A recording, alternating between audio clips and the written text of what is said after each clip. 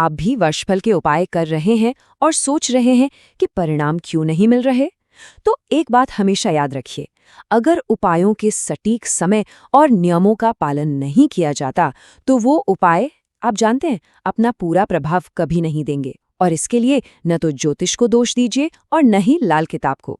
देखिए, उपाय तभी काम करते हैं जब ग्रहों से जुड़े जो हमारी जीवित रिश्ते हैं उनके साथ हमारे संबंध अच्छे हों, जैसे पिता सूर्य के लिए, माता चंद्रमा के लिए और भाई मंगल के लिए। अगर आपकी नीयत ही साफ नहीं है और रिश्ते खराब हैं तो कोई भी उपाय पूरी तरह से बेअसर है। तो आज मैं आपको लाल किताब के वो 9 रहस्यमयी सूत्र बताने वाला हूं जिनके बिना कोई भी उपाय अधूरा माना जाता है। चलिए इन नियमों को जरा गहराई से समझते हैं। तो चलिए सबसे पहले बात करते हैं पहले 4 नियमों की। ये नियम समय और प्रायोरिटी पर आधारित हैं और मैं कहूंगा कि ये किसी भी उपाय की नींव होते हैं। तो सबसे पहला नियम, देखिए, एक दिन में केवल और केवल एक ही उपाय करना है। जब एक उपाय पूरी तरह से समाप्त हो जाए तभी अगले दिन से दूसरा शुरू करें। कभी भी जल्दबाजी में ग्रहों को आपस में टकराना नहीं है। और दूसरा नियम ये है कि जब तक आपको विशेष रूप से न कहा जाए तब तक सभी उपाय दिन के समय ही करने हैं, यानी सूर्योदय के बाद और सूर्यास्त से पहले। दिन की रोशनी में क्या होता है कि ग्रहों की जो सकारात्मक ऊर्जा है वो सक्रिय होती है। अब आता है नियम नंबर 3। अगर कोई उपाय आपको खास तौर पर सूर्यास्त के बाद करने के लिए बताया गया है तो उसे तभी करना है। उसके पीछे एक बहुत ही गहरा वैज्ञानिक और ज्योतिषीय कारण होता है जिसका पालन करना अनिवार्य है।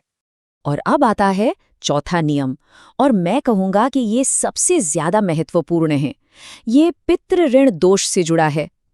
हमेशा छोटे उपायों से शुरुआत करनी चाहिए, लेकिन एक बात का ध्यान रखें, अगर आपकी लग्न कुंडली में पितृ ऋण दोष मौजूद है तो सबसे पहले उसे ही ठीक करना होगा।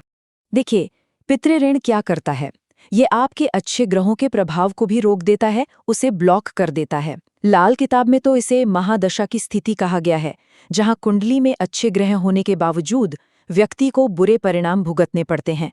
तो इसे ठीक किए बिना कोई और उपाय फल नहीं देगा। तो ये थे पहले 4 नियम।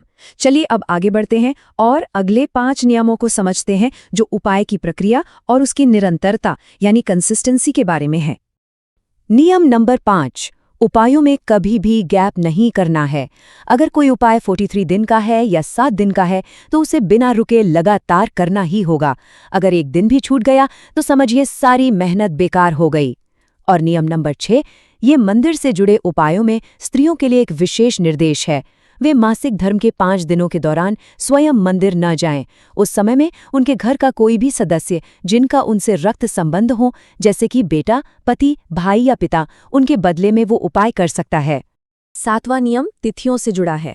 जो एक दिन वाले उपाय होते हैं वो आप हिंदी तिथियों जैसे चौथ, 9वीं या 14 को कर सकते हैं। लेकिन एक बात याद रखिएगा, जो उपाय लंबे चलने वाले हैं उन्हें इन तिथियों पर शुरू नहीं करना है। अब 8वां नियम, जब भी कोई वस्तु जल प्रवाह करनी हो तो उसे जातक के सिर से 7 बार एंटी क्लॉकवाइज यानी घड़ी की सुई की उल्टी दिशा में घुमाकर जो भी समय बताया गया है उसी समय पर प्रवाहित करें। और 9वां नियम ये है कि जो उपाय जीवन भर के लिए होते हैं, जैसे पक्षियों को दाना डालना, उन्हें आप चालू रखते हुए उनके साथ साथ दूसरे अन्य उपाय भी कर सकते हैं। अच्छा, अब मैं आपको एक बहुत ही खास बात बताता हूँ। क्या आपने कभी सोचा है कि किसी ग्रह का उपाय उसी के दिन पर करने के लिए क्यों कहा जाता है? जैसे शनि का उपाय शनिवार को ही क्यों करें? क्योंकि शनिवार जो है वो शनि का राशिफल का दिन होता है। मतलब उस दिन वो ग्रह सबसे ज्यादा शक्तिशाली होता है, जिससे उस दिन किया गया उपाय बहुत प्रभावशाली हो जाता है। यही नियम बृहस्पति के लिए गुरुवार पर, सूर्य के लिए रविवार पर और शुक्र के लिए शुक्रवार पर लागू होता है। तो सही दिन पर किया गया उपाय आप मान के चलिए कई गुना ज्यादा फल देता है। तो दोस्तों, ये थे लाल किताब के वो अचूक नियम। इन सभी नियमों का सार यही है कि किसी भी उपाय की सफलता जो है वो उसकी विधि में, उसके प्रोसेस में छिपी है। तो एक बात हमेशा याद रखिएगा, सिर्फ उपाय करना ही काफी नहीं है, उसे सही प्रक्रिया, सही समय और सबसे जरूरी सही नियत के साथ करना ही सफलता की असली कुंजी है।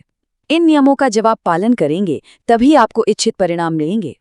और अब बारी है आज के सवाल की। अगर किसी स्त्री को मंदिर का कोई उपाय करना है और वो किसी कारण से स्वयं नहीं जा सकती, तो उनके बदले में वो उपाय कौन कर सकता है?